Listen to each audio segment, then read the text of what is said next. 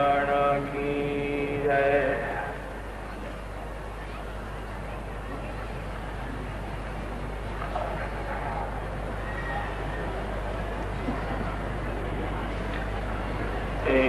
द्वारिकाधीश की जय। बालकृष्ण लाल की जय। सद्गुरुदेव की जय।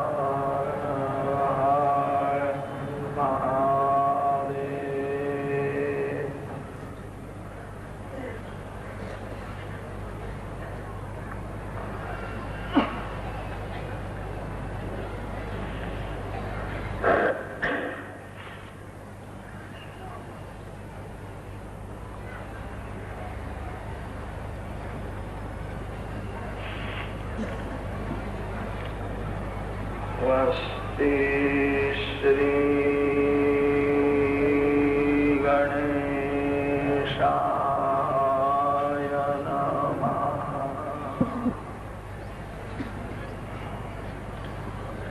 श्री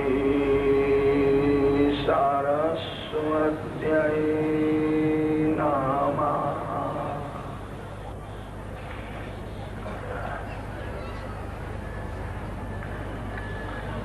श्री गुरुभ्यो नमः।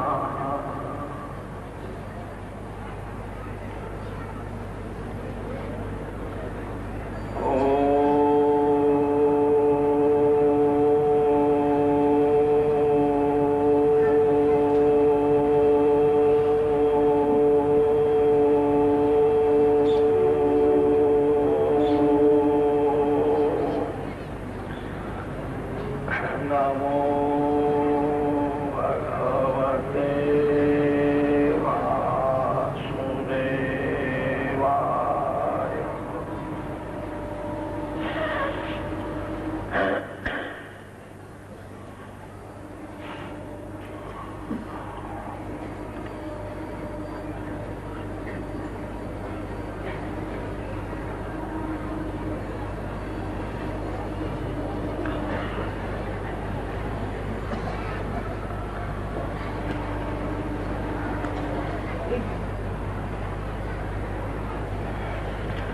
श्री शुक उवाच।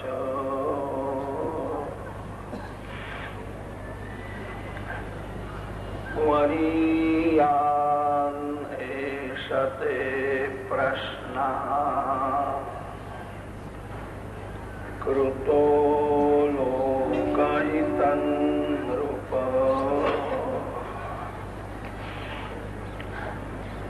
आत्मवित्सम्मत पुंसाम् श्रोतव्यादिषु यः परः।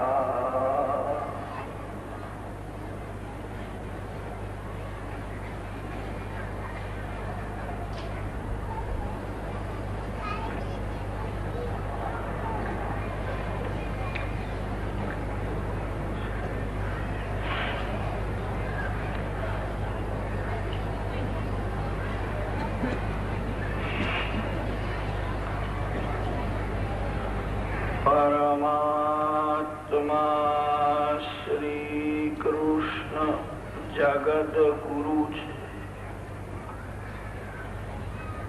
कृष्णं वंदे जगत गुरु।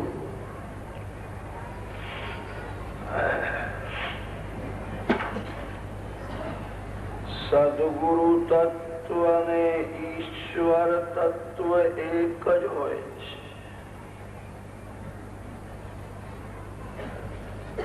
અધિકાર સિદ્ધ થયા પછી સદગુરુદેવ સત્શિષ્ય પાસે આવે છે.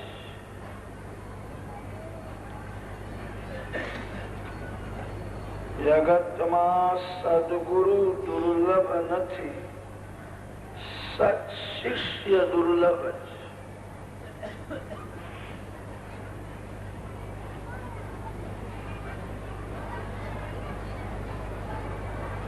સદગુરુદેવના દર્શન થતા નથી. એનું એ જ કારણ છે, આ જીવ લાયક નથી.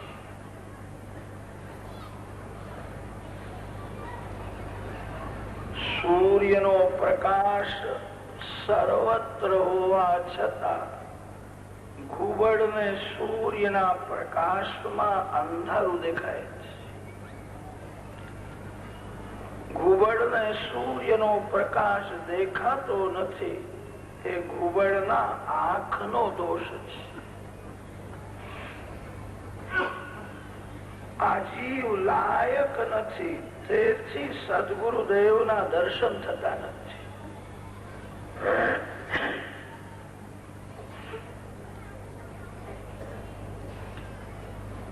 આપણા શાસ્ત્રોમાં એવું વર્ણન છે, સંતો વાયુમંડળમાં ફરે છે અને સત્શિષ્યને શોધે છે. સંતોને કાળ મારી શકે નહીં, સંતો અમર હોય છે. મોટા મોટા રાજાઓને જગત ભૂલી જશે,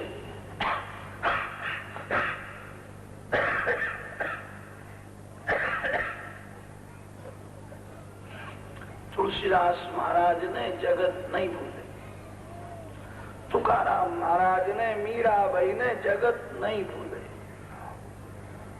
સંતો અમર છે, સંતો આજ પણ છે. સંતોનું પાંચભૌતિક શરીર આપણને દેખાતું નથી, સંતોનું આધ્યાત્મિક આધિદૈવિક સ્વરૂપ આજ પણ છે.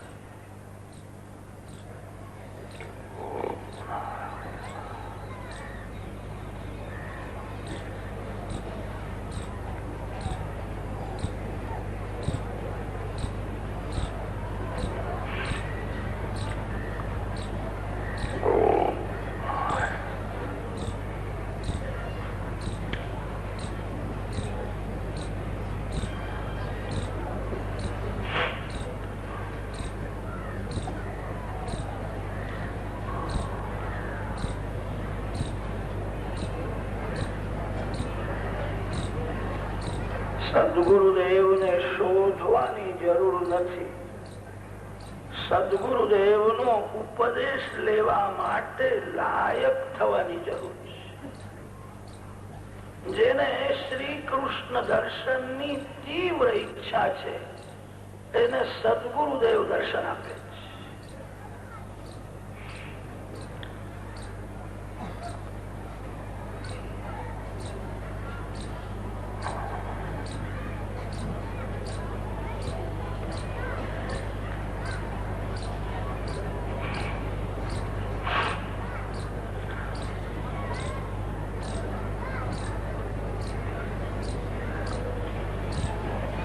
પરીક્ષિત રાજાએ સાંભળ્યું કે 7મે દિવસે હું મરવાનો છું.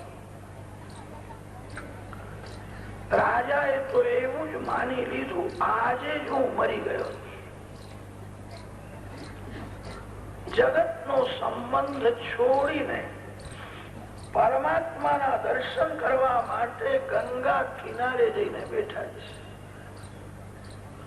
વગર આમંત્રણે સુખદેવજી મહારાજ ત્યાં પધાર્યા છે. સુખદેવજી જેવા સંતને કોણ આમંત્રણ આપી શકે કે મારા ઘેર કથા કરવા આવે? જે ભગવાનના આનંદમાં મસ્ત રહે છે, એવા સંતોને કોઈના સામું જોવાની પણ ઈચ્છા થતી નથી. રાજાના ઘેર જાય. સુખદેવજી મહારાજ તો વગર આમંત્રણે આવ્યા છે. રાજાએ સાંભળ્યું કે 7મે દિવસે હું મરવાનો છું. વિલાસી જીવનની સમાપ્તિ થઈ, પવિત્ર જીવનનો આરંભ થયો. હવે પરીક્ષિત રાજા નથી, હવે પરીક્ષિત ઋષિ જેવા થયા. ઋષિને ઋષિ મળવા જાય છે. સંતના ઘેર સંત આવે છે. રાજમહેલમાં પરીક્ષિત રાજાનું જીવન વિલાસી હતું. ત્યારે કોઈ સંત પરીક્ષિતને રાજમહેલમાં મળવા ગયા નથી. ગંગા કિનારે આવીને બેઠા છે. વિલાસી જીવનની હવે સમાપ્તિ થઈ છે. હવે પવિત્ર જીવનનો આરંભ થયો છે. વગર આમંત્રણે સુખદેવજી મહારાજ આવ્યા છે.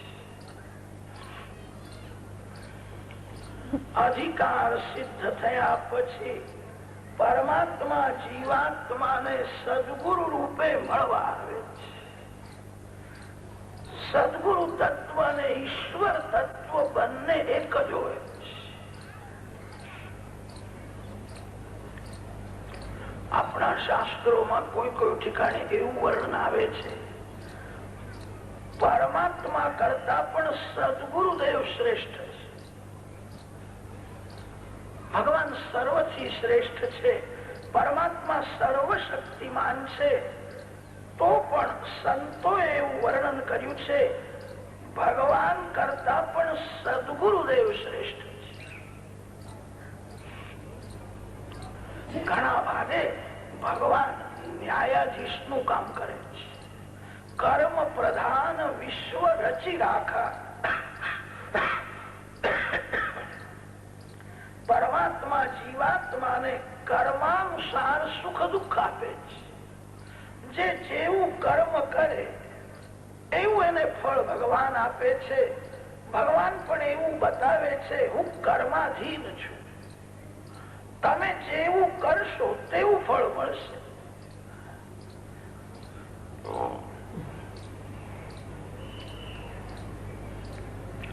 સદગુરુદેવમાં એક એવી શક્તિ છે, સદગુરુદેવ વિધાતાના લેખને ભૂસી નાખે. સદગુરુદેવ અતિશય કૃપા કરે તો પ્રારબ્ધનો પણ વિનાશ કરે. ઈશ્વર તો કર્માનુસાર ફળ આપે છે. સદગુરુદેવ કર્મની મર્યાદાને અલગ કરીને કૃપા શક્તિથી શિષ્યને દેવ બનાવે છે. ભગવાનમાં પણ કૃપા શક્તિ તો છે, પણ ભગવાન કૃપા શક્તિનો ઉપયોગ જલ્દી કરતા નથી. ભગવાન ઘણા ભાગે બધાને કર્માનુસાર ફળ આપે છે. કોઈ સંત જીવ ઉપર કૃપા કરે તો કર્મના બંધનને પણ દૂર કરી શકે.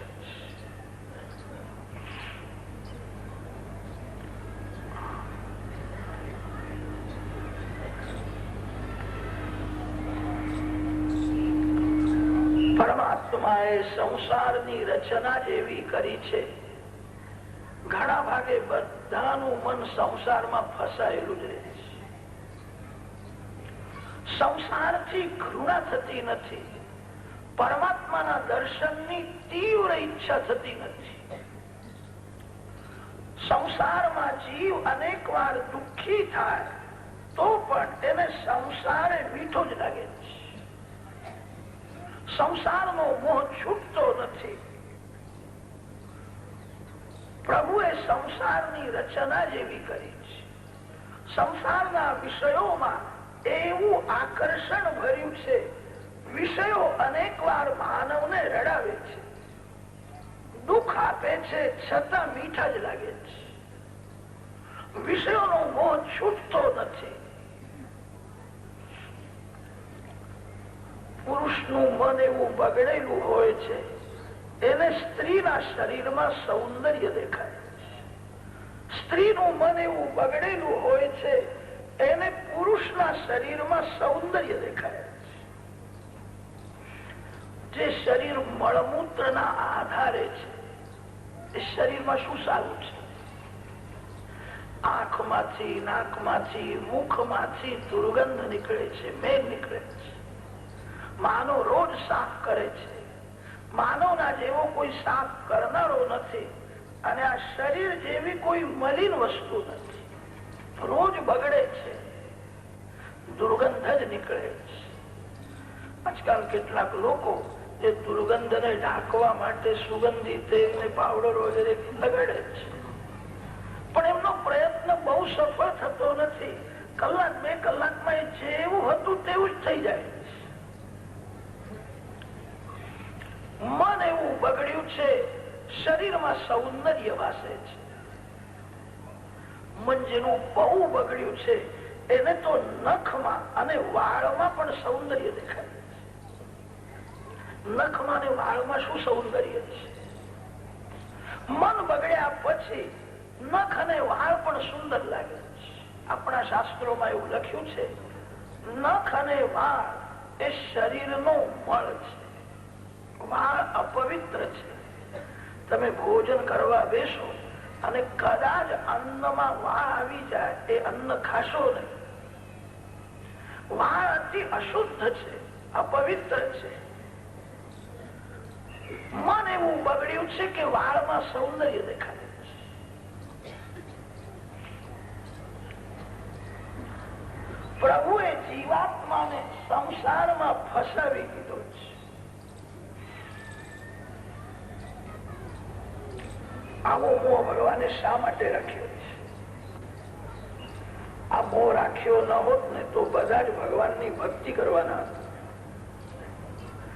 પણ ભગવાનને એમ થતું હશે કે બધા ભક્તિ કરે તો મારા વૈકુંઠમાં બહુ ભીડ થઈ જશે. બધા વૈકુંઠમાં આવે નહીં અને સંસારમાં રખડતા જ રહે. અને તેથી કદાચ પ્રભુએ આવો મોહ રાખ્યો હશે. માનવ મૂર્ખ નથી, ડાયો છે. એનું જ્ઞાન વહી જાય છે, ટકતું નથી. વિષયોમાં એવું આકર્ષણ ભરી દીધું છે. વિષયો મીઠા જ લાગે છે. સદગુરુદેવ સત્શિષ્યને સમજાવે છે, અરે સંસાર સુંદર નથી, આ સંસાર જેને બનાવ્યો છે એ સુંદર છે. તારું મન બહુ બગડેલું છે, તેથી તને સ્ત્રીમાં પુરુષમાં સૌંદર્ય દેખાય છે. તારા મનમાં કામ છે, આંખમાં વિકાર વાસના છે અને તેથી સંસારમાં સૌંદર્ય વાસે છે. કોઈ સ્ત્રી સુંદર નથી, કોઈ પુરુષ સુંદર નથી. સુંદર એક પુરુષોત્તમ પરમાત્મા છે. સંસાર ક્ષણ ક્ષણમાં બદલાય છે. સંસારનું સૌંદર્ય ક્ષણિક છે. અત્યારે તમને જે સુંદર દેખાય છે એ થોડા સમય પછી ગમશે નહીં. તમને જોવાની ઈચ્છા થશે. આ સંસારમાં શું સુંદર છે અને શું ખરાબ છે એ કેવું બહુ જ કઠણ છે. તમે જેને ખરાબ સમજો છો એ કોઈને સુંદર લાગે છે. કૂતરાને કૂતરીમાં જ સૌંદર્ય દેખાય છે અને બીજામાં કોઈ ઠેકાણે સૌંદર્ય દેખાતું નથી.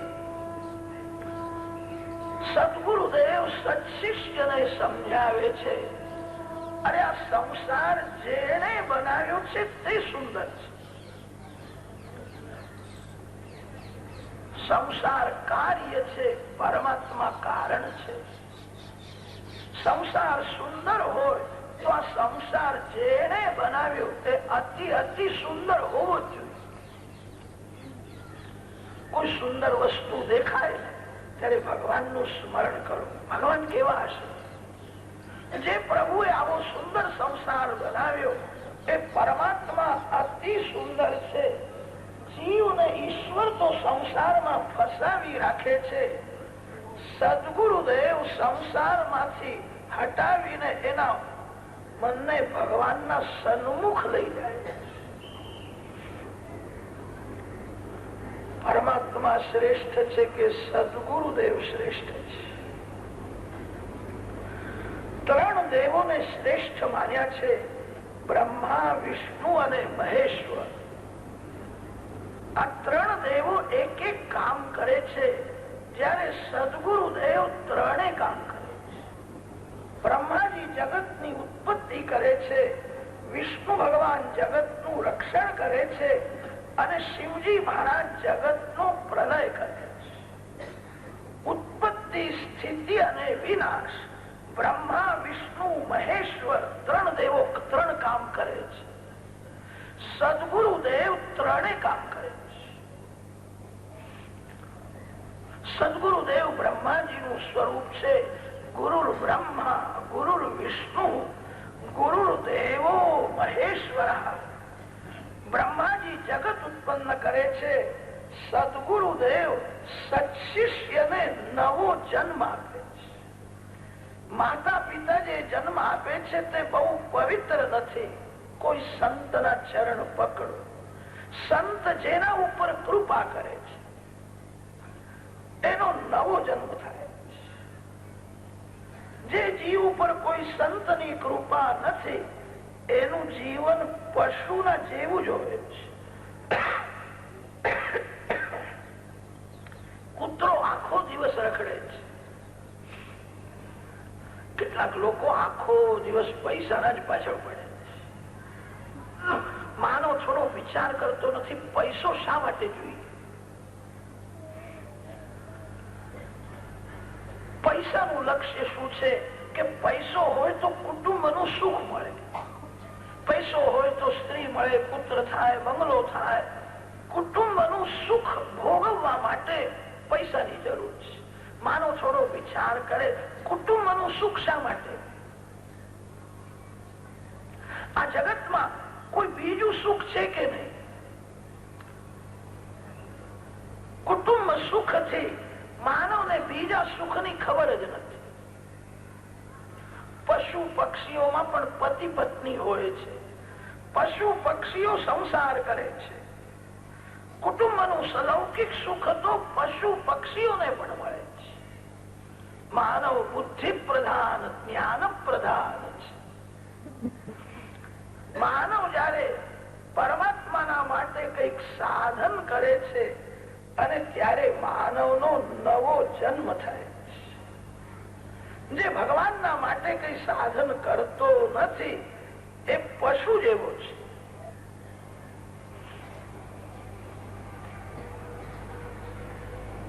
કૂતરો જેનું ખાય છે તેની ચાકરી કરે છે.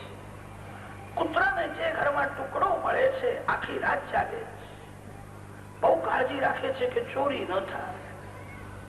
કૂતરો જેનું ખાય એની ચાકરી કરે છે. માનવ ભગવાનની ભક્તિ ન કરે, માનવ પરમાત્માની સેવા પૂજા ન કરે તો એ પશુ કરતા પણ હલકો છે. આ શરીર કોને આપ્યું છે?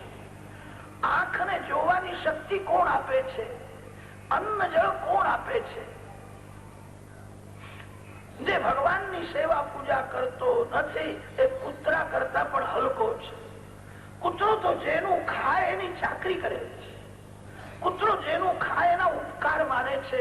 કૂતરાને ટુકડો આપો ને તો પૂંછડું ઉપર કરે છે. એ તમારા ઉપકાર માને છે કે તમે મને ખાવાનું આપો છો. જે પરમાત્માએ માનવના માટે અન્ન ઉત્પન્ન કર્યું છે અને તે પ્રભુની સેવા પૂજા જે કરતો નથી એ કૂતરા કરતા પણ હલકો છે. કોઈ સંતના ચરણ પકડો, બહુ સ્વતંત્ર થઈને ફરશો નહીં. તમારા બુદ્ધિમાં વિશ્વાસ રાખશો નહીં, કોઈ સંતમાં વિશ્વાસ રાખો. કોઈ પણ સંતને ગુરુ માનો. સંતોના ચરિત્રો વાંચો. જે સંતનું ચરિત્ર તમને બહુ ગમે એ સંતને મનથી ગુરુ માનો. શ્રી શંકરાચાર્ય મહારાજનું ચરિત્ર બહુ દિવ્ય છે.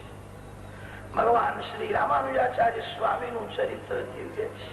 તુલસીદાસ મહારાજ, તુકારામ મહારાજ, મીરાબાઈ, સંતોના ચરિત્રો વાંચવાથી બહુ લાભ થાય. જે સંતનું ચરિત્ર તમને બહુ ગમે એ સંતને મનથી ગુરુ માનો. તમારા મનમાં કોઈ સંતને રાખજો. સંસાર સુખમાં ફસાયેલા કોઈ વિલાસી ગ્રહસ્થને મનમાં આવવા દેશો નહીં. જેને વાસનાનો વિનાશ કર્યો છે, જે સતત ભક્તિ કરે છે, એવા કોઈ સંતને આંખમાં રાખો, સંતને મનમાં રાખો. આ મારા ગુરુદેવ છે. કોઈ પણ સંતને ગુરુ માનવાની બહુ જરૂર છે. તમે સંતને ગુરુ માનશો, તમારી એમને દયા આવશે. સંતને લાગણી થાય છે, મારામાં એનો વિશ્વાસ છે, એનું મારે કલ્યાણ કરવું છે. સંતને જયારે લાગણી થાય છે ત્યારે જીવન સુધરે છે. કોઈ સાધુ સંત સાથે એવો સ્નેહ કરો કે ભગવાનના ધ્યાનમાં, સેવા પૂજામાં એ કોઈ દિવસ તમને યાદ કરે. સંતોનો એક નિયમ હોય છે, કોઈ માનવનું સ્મરણ કરવાનું નહીં. માનવ માયામાં ફસાયેલો છે. કોઈ પણ માનવને યાદ કરવાથી મનમાં માયા જ આવે છે. સંતોનો એવો નિયમ હોય છે, સતત પરમાત્માનું ધ્યાન કરે છે. કદાચ ધ્યાન ન થાય તો કોઈ સ્ત્રીનું કે પુરુષનું સ્મરણ કોઈ દિવસ કરતા નથી. કોઈ સંત સાથે એવો સ્નેહ કરો કે તમને કોઈ વખતે યાદ કરે. સંત જેને યાદ કરે તેનું કલ્યાણ થાય. સંત ધ્યાનમાં, સેવા પૂજામાં જેનું સ્મરણ કરે એને ભક્તિનો રંગ લાગે છે. બહુ સ્વતંત્ર થઈને ફરે સારું નથી. સ્વાતંત્ર્ય પતન કરે છે. તમારા બુદ્ધિમાં વિશ્વાસ રાખશો નહીં, કોઈ સંતમાં વિશ્વાસ રાખશો.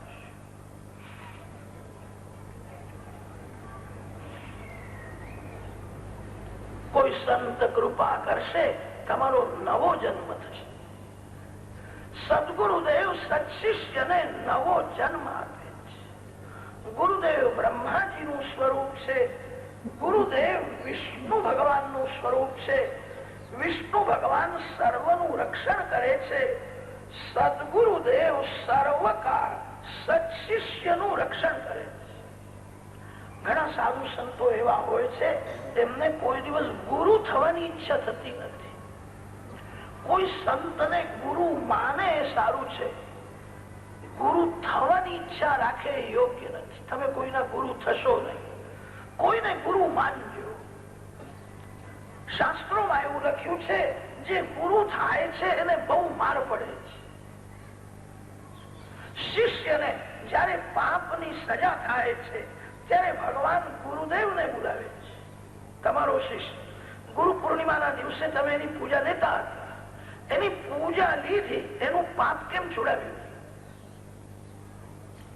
શિષ્યના પાપની થોડી સજા ગુરુદેવને પણ થાય છે. અને તેથી ઘણા સંતોને ગુરુ થવાની ઈચ્છા થતી નથી.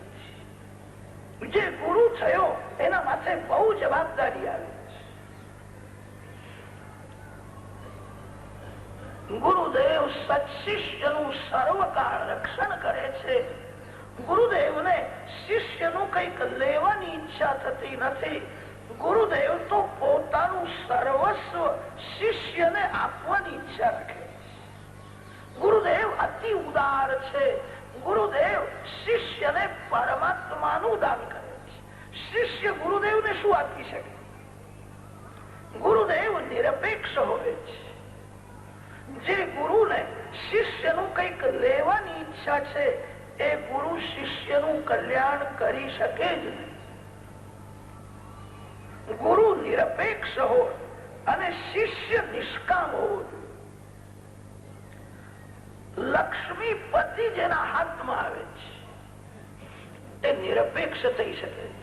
લક્ષ્મી હાથમાં આવે તેથી જીવ નિરપેક્ષ થઈ શકે નહીં. જયારે લક્ષ્મીપતિ હાથમાં આવે છે, લાખ મળે કે 10 લાખ મળે, માનવ નિરપેક્ષ થઈ શકે નહીં. લાભથી લોભ વધે છે. જેને પરમાત્મા મળ્યા છે, ભગવાન જેના હાથમાં છે એ જ નિરપેક્ષ છે. ગુરુ નિરપેક્ષ હોય અને શિષ્ય નિષ્કામ. આપણા શાસ્ત્રોમાં વર્ણન છે, શિષ્ય ગુરુ પાસે જાય ત્યારે હાથમાં સમિધા લઈને જાય. સમિત પાણી શ્રોત્રિયમ બ્રહ્મનિષ્ઠમ. સમિધાથી અગ્નિમાં હોમ થાય છે. હાથમાં સમિધા લઈને જવાનો અર્થ એ છે, સંસારમાં સર્વ પ્રકારનું સુખ મેં ભોગવ્યું, સુખ ભોગવીને મને કઈ શાંતિ મળી નથી, હવે કોઈ સુખ ભોગવવું નથી. સમિધાથી જેમ હોમ થાય છે, સંસારના સર્વ સુખનો મેં હોમ કર્યો છે, હવે કોઈ સુખ ભોગવવું નથી.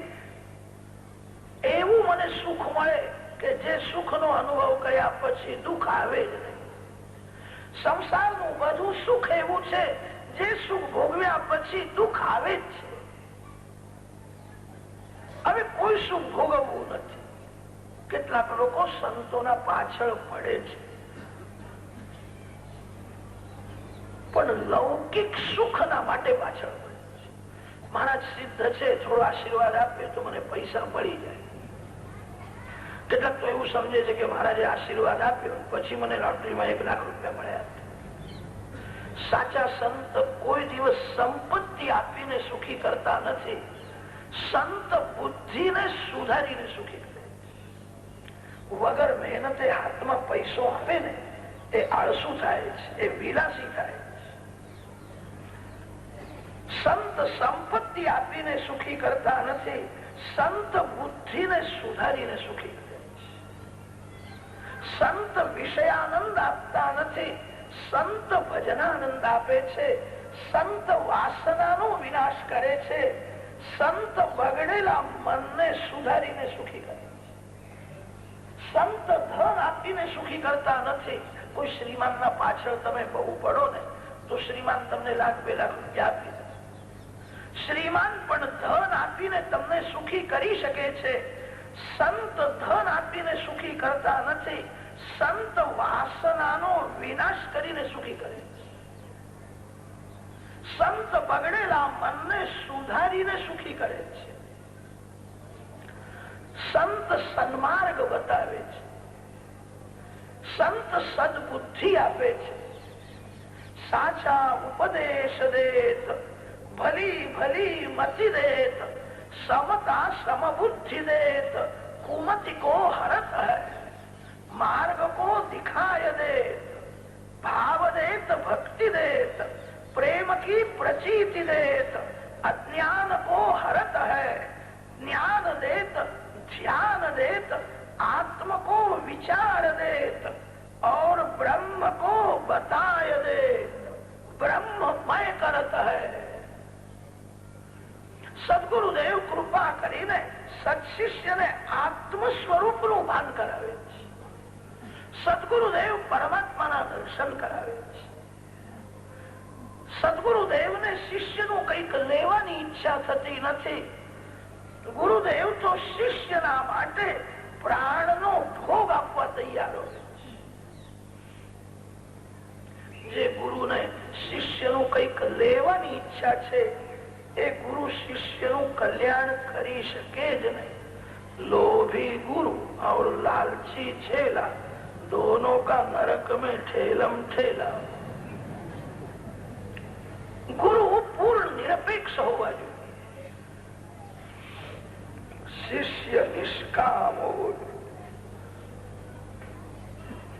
જરૂર પડે છે ત્યારે ગુરુદેવ શિષ્યના માટે પ્રાણનો પણ ભોગ આપે છે. એક ગુરુ શિષ્ય જંગલમાંથી જતા, સાયંકાળ થયો, અંધારું થયું, એક ઝાડના તળે મુક્કામ કર્યું. રાત્રે ગુરુ શિષ્ય સત્સંગ કર્યો. ભગવાનના નામનો જપ કરતા કરતા બંને સુઈ ગયા. ભાગવતમાં એવું લખ્યું છે, સંતોની નિદ્રા બહુ ઓછી હોય છે. સત્વગુણ વધે કે નિદ્રા ઓછી થાય. નિદ્રા એ તમો ગુણ નો ધર્મ છે. તમો ગુણ વધારે હોય એને નિદ્રા વધારે આવે. સંતોમાં સત્વગુણ વધારે હોવાથી સંતોની નિદ્રા બહુ ઓછી હોય છે. 3 કલાક 4 કલાકથી વધારે એમનો સમય નિદ્રામાં જાય. મધ્યરાત્રિના સમયે ગુરુદેવ જાગ્યા છે, શિષ્ય સૂતેલો છે, સંસાર સુઈ જાય છે ત્યારે સંતો જાગે છે, અને સંસાર જાગે ત્યારે સંતો સુઈ જાય. મધ્યરાત્રિનો સમય છે, ગુરુદેવ ધ્યાન કરવા માટે બેઠા છે, શિષ્ય સૂતેલો છે. એક મોટો સર્પ ક્રોધમાં દોડતો દોડતો આવે છે. ગુરુદેવે તે જોયું કે આ સર્પ મારા શિષ્ય પાસે કેમ જાય છે.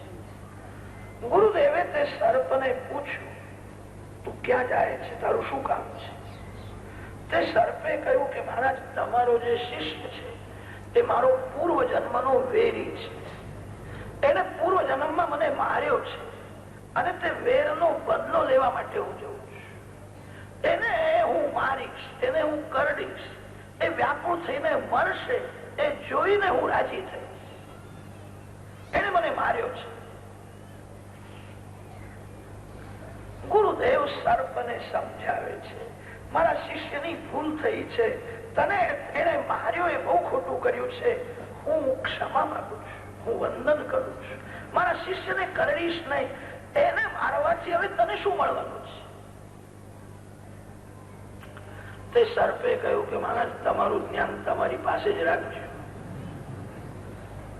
તમારા જ્ઞાનથી મને શાંતિ નથી. એ બહુ રડશે, વ્યાકુળ થઈને પ્રાણ છોડશે, તે જોઈને હું રાજી થઈશ. હું સર્પ છું. સર્પ જાતિ અતિ ક્રૂર હોય છે. પોતાના બાળક સાથે તો બધા જ પ્રેમ કરે છે, પણ સર્પ એવો ક્રૂર હોય છે, સર્પને અતિશય ભૂખ લાગે ત્યારે સર્પ પોતાના બાળકને પણ ખાઈ જાય. હું અતિ ક્રોધી સર્પ છું. હું તમારા શિષ્યને કરડીશ, એને હું રડાવીશ, એને મને રડાવ્યો છે. કોઈને રડાવશો નહીં. રડવું એ સારું છે. જે રડે છે એના પાપ વળે છે. જે એકાંતમાં ભગવાનના માટે રડે છે એ જીવ ઉપર ભગવાન કૃપા કરે છે. રડવું એ સારું છે. કોઈને રડાવશો નહીં. રડનારો એક દિવસ સુખી થશે, જે બીજાને રડાવે છે એ કોઈ દિવસ સુખી થતું નથી. સર્પને ગુરુદેવ સમજાવે છે, સર્પ માનતો જ નથી.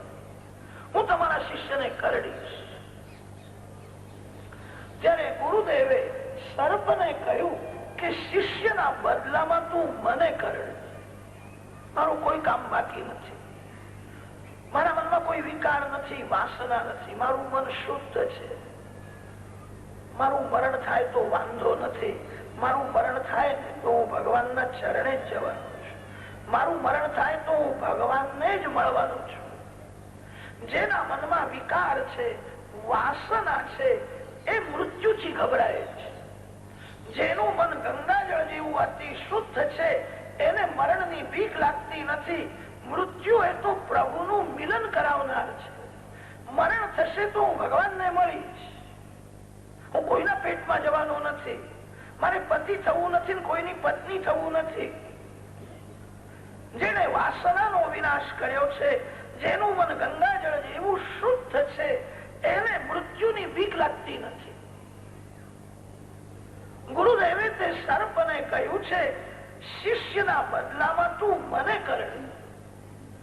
મારો શિષ્ય સાધક છે અને હું સિદ્ધ છું. મારું મરણ થાય તો મારી સદગતિ થશે. શિષ્યનું મરણ થાય તો શિષ્યની દુર્ગતિ થશે. આત્માનમ અવિદિત્વા અસ્માન લોકાત પ્રૈતિ સકૃપણા. આ જીવ ઈશ્વરને તો જાણતો નથી. આ જીવને ખબર નથી કે હું કેવો છું, હું કોણ છું. લોકો જગત જુએ છે, જગતનો વિચાર કરે છે.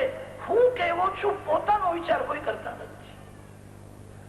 જીવ ઈશ્વરને તો જાણતો નથી, જીવને પોતાના સ્વરૂપનું પણ જ્ઞાન નથી. મારો શિષ્ય સાધક છે, એનું મરણ થાય તો એની દુર્ગતિ થશે, અને હું સિદ્ધ છું, મારું કોઈ કામ બાકી નથી. મેં બધું જોઈ લીધું છે, મારા મનમાં કોઈ વિકાર નથી, વાસના નથી. હવે હું ધ્યાન કરવા માટે બેસું છું, શિષ્યના બદલામાં તું મને કરડે. ગુરુદેવ તો શિષ્યના માટે પ્રાણનો ભોગ આપે છે. પિતા પુત્રના પ્રેમમાં સ્વાર્થ છે.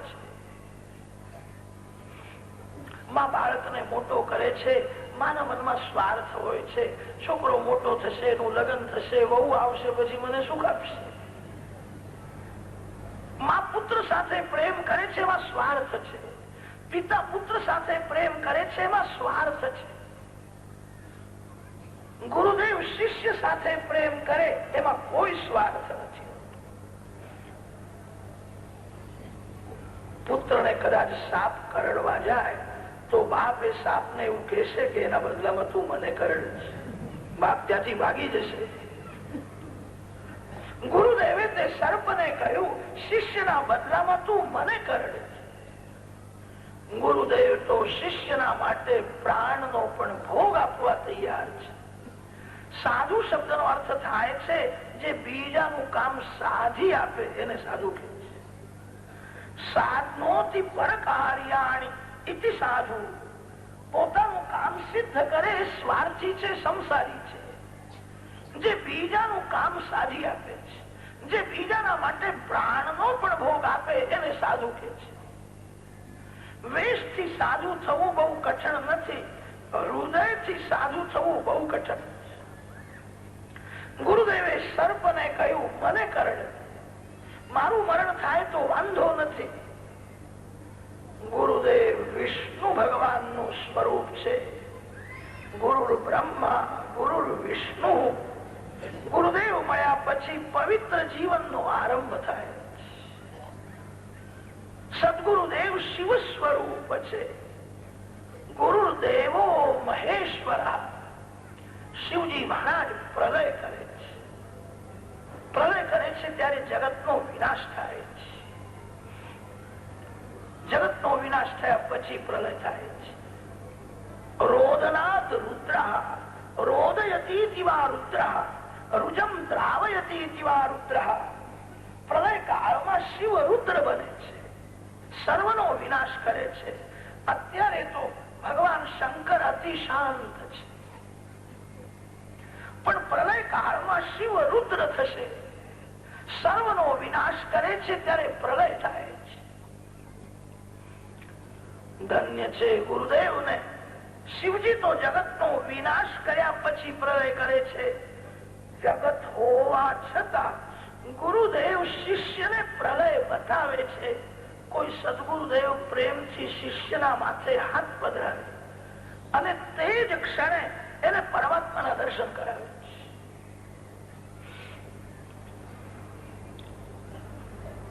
માથી વિખૂટો પડેલો બાળક રડતો હોય, એ બાળકને તમે પૈસા આપો કે મીઠાઈ આપો, એ શાંત નહીં થાય.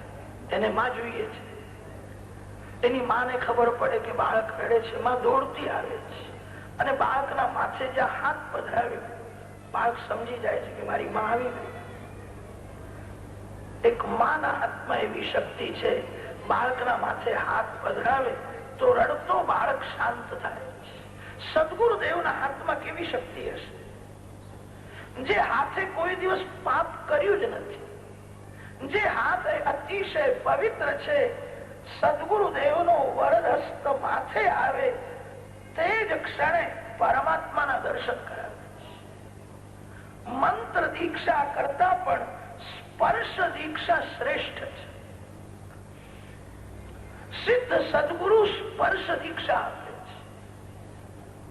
જેનું મન સતત નારાયણનું ધ્યાન કરવાથી નારાયણાકાર બની ગયું છે, જેના રોમ રોમ માંથી ભગવાનના નામનો જપ થયો છે, એવા સિદ્ધ મહાપુરુષ જ્યારે સ્પર્શ કરે તે જ ક્ષણે પરમાત્માના દર્શન કરે. પછી જગત દેખાતું નથી. શિવજી તો જગતનો વિનાશ કરે ત્યારે પ્રલય થાય. ધન્ય છે ગુરુદેવને, જગત હોવા છતાં જગત દેખાતું નથી. સુખદેવજીએ પરીક્ષિત રાજાના માથે હાથ પધરાવ્યો. તે જ ક્ષણે ચતુર્ભુજ નારાયણના દર્શન કરાવ્યા છે. રાજા કૃતાર્થ થયો છે. ગુરુદેવ શિવ સ્વરૂપ છે.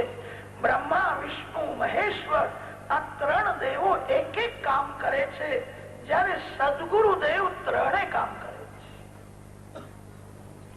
અને તેથી સદગુરુદેવ એ ભગવાન કરતા પણ શ્રેષ્ઠ છે એવું કહીએ ને તો ભગવાનને ખોટું નહીં લાગે. મારા ભક્તોના વખાણ કરે છે. ભગવાન સર્વથી શ્રેષ્ઠ છે.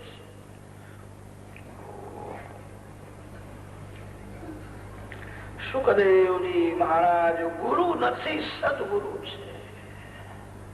સર્વકાળ અને સર્વમાં જે સતનો અનુભવ કરે છે. પરમાત્માના ત્રણ નામ છે, ઓમ, તત અને સત. સત શબ્દનો અર્થ છે પરમાત્મા. સર્વકાળ અને સર્વમાં જે પરમાત્માના દર્શન કરે તેને સદગુરુ કહે છે. એ જ બીજાને દર્શન કરાવી શકે છે. સુખદેવજી મહારાજ ગુરુ નથી, સદગુરુ છે. પરીક્ષિત રાજાનો અધિકાર સિદ્ધ થયા પછી સુખદેવજી મહારાજ આવ્યા છે. રાજાનું કલ્યાણ કર્યું છે. રાજાએ પ્રધાન બે પ્રશ્નો કર્યા છે. જેનું મરણ સમીપમાં હોય તે શું ન કરે તે મને સમજાવો, શું કરે તે મને બતાવો. માનવનું કલ્યાણ થાય એવો મને કોઈ ઉપદેશ કરો. રાજાએ એવું પૂછ્યું નથી કે મારું કલ્યાણ થાય એવો ઉપદેશ કરો. માનવ માત્રનું કલ્યાણ થાય. કૃતો લોકહિતનૃપ. તારો પ્રશ્ન બહુ સુંદર છે. તારા પ્રશ્નમાં સમાજનું હિત સમાયેલું છે. માનવ જીવનમાં ઘણો સમય નિદ્રામાં જાય છે, ઘણો સમય પૈસો કમાવવામાં જાય છે, ઘણો સમય સુખ ભોગવવામાં જાય છે, ઘણો સમય પુસ્તકો વાંચવામાં જાય છે, ઘણો સમય વાતો કરવામાં જાય છે. માનવ શાંતિથી બેસીને ભક્તિ કરતો જ નથી. કેટલાક લોકો એવા હોય છે આખો દિવસ સારા સારા પુસ્તકો વાંચે છે. પુસ્તકો બહુ વાંચે ઠીક છે, બહુ સારું નથી. જે લોકો બહુ પુસ્તકો વાંચે ને એનું શબ્દ જ્ઞાન વધે છે, અને શબ્દ જ્ઞાન બહુ વધી જાય એ વાતો કરે છે, ચર્ચા કરે છે.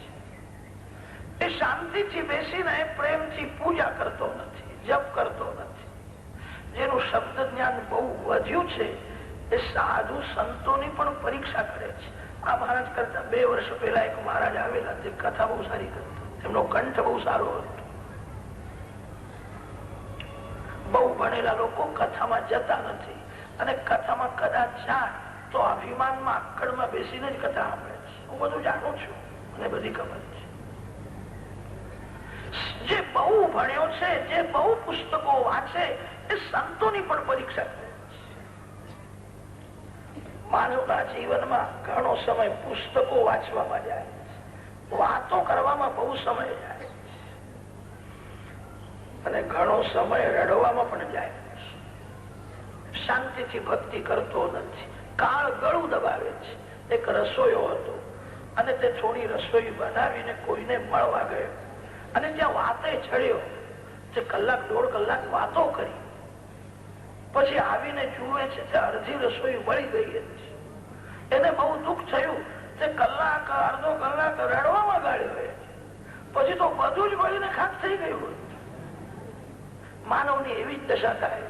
વાતો બહુ કરે અને પછી રડે છે. હવે મારાથી કઈ થતું નથી. જીવન પૂરું થાય છે. માનવ જીવનમાં છેલ્લી પરીક્ષા મરણ છે. જેનું મરણ મંગલમય થયું, સમજવું એનું જીવન મંગલમય હતું. જીવનમાં કરેલા પાપ મરણને બગાડે છે. ભગવાન બહુ ઉદાર છે. માનવ સાધારણ પાપ કરે તો ભગવાન એને ક્ષમા આપે છે. માનવ જીવનમાં એવા પાપ કરે છે કે ભગવાનને પણ દયા આવતી નથી. આ પાપ ક્ષમા કરવા જેવું નથી. આ પાપની સજા થવી જ જોઈએ. મહાપાપ મરણને બગાડે છે. સાધારણ પાપ પુણ્યથી ભગવત કૃપાથી એનો નાશ થાય છે. મહાપાપ ભોગવવું જ પડે છે. જીવનમાં માનવ એવા પાપ કરે છે કે પાપની ક્ષમા આપવાની ભગવાનને પણ ઈચ્છા થતી નથી. અંતકાળમાં જીવને પાપ દેખાય છે. હવે મને માર પડવાનો છે, હવે મને બહુ સજા થવાની છે, અને તેથી જીવ ગભરાય છે. ભાગવતની કથા સાંભળો છો, તમારા પાપ વળે છે. તમે બહુ પ્રેમથી ભગવાનના નામનો જપ કરો છો. ભગવાનના નામમાં અને ભગવાનની કથામાં પાપને બાળવાની શક્તિ છે. તમારા પાપ વળે છે. આજથી નવું પાપ ન થાય તેની કાળજી રાખજો. લોકો કથા સાંભળે છે અને પાપ પણ ચાલુ જ રાખે છે. કેટલાકને પાપ કરતા ખટકો તો લાગે છે, પછી મને સમજાવ્યું છે ફરીથી કોઈ ઠેકાણે ભાગવતની કથા થાય તો સાંભળી આવીશ, પછી પાપ મળી જશે. આજથી પાપ છોડી દે. પાપથી જ મરણ બગડે છે. પાપ ન કરે એ મહાન પુણ્ય કરે છે.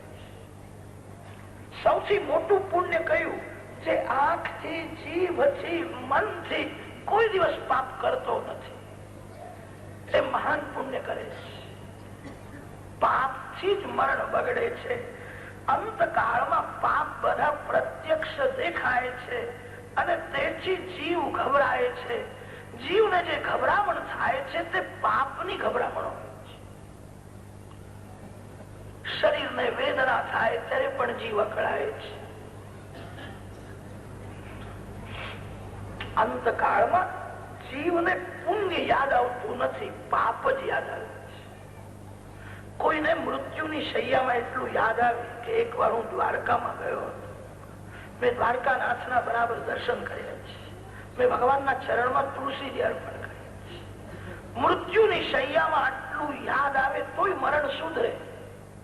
અંતકાળમાં જીવ પુણ્યને ભૂલી જાય છે અને જીવને પાપ જ યાદ આવે છે. એના અનેક કારણ બતાવ્યા છે.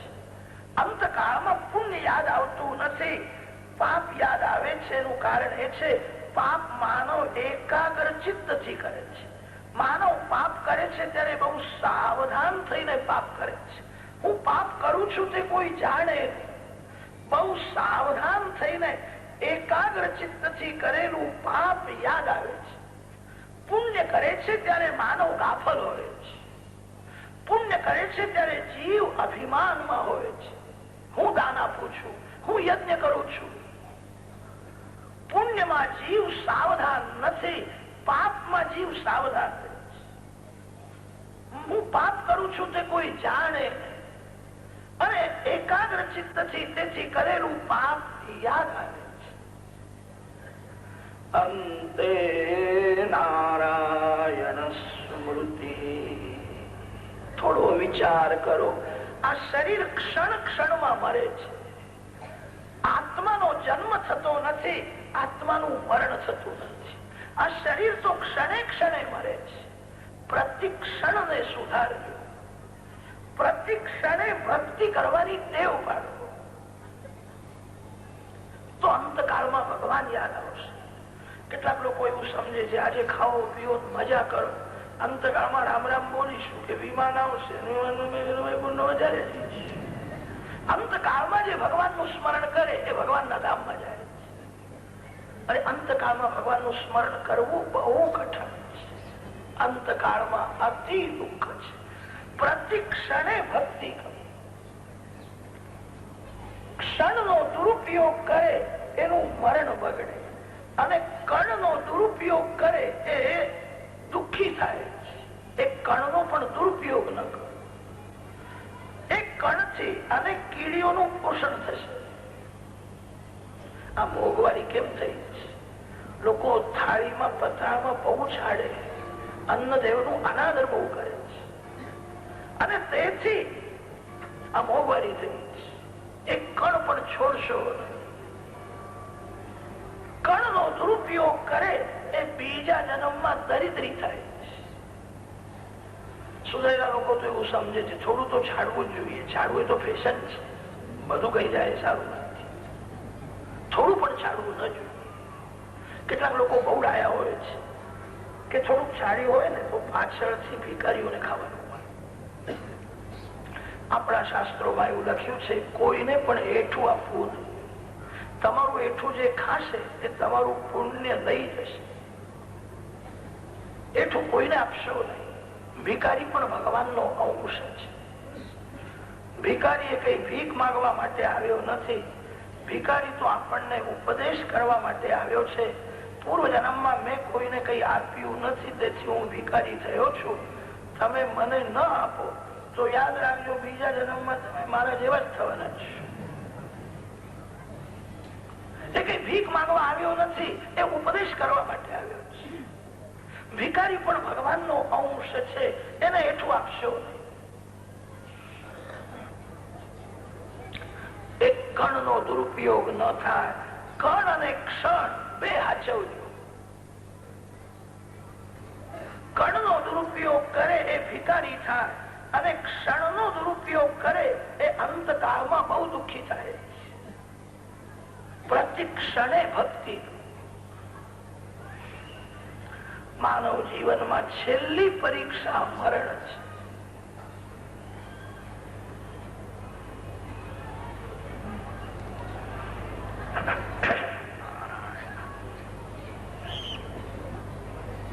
क्षणभंगुर जीवन की कलिका कल प्रात समय में खिली न खिली मलया छलकी सुचिगंध समीर चली न चली कलिकाल कुठार लिए फिरता तन नम्र है चोट झिली न झिली बैतले हरिनाम हरि रसना अंत समय में हिली नहीं.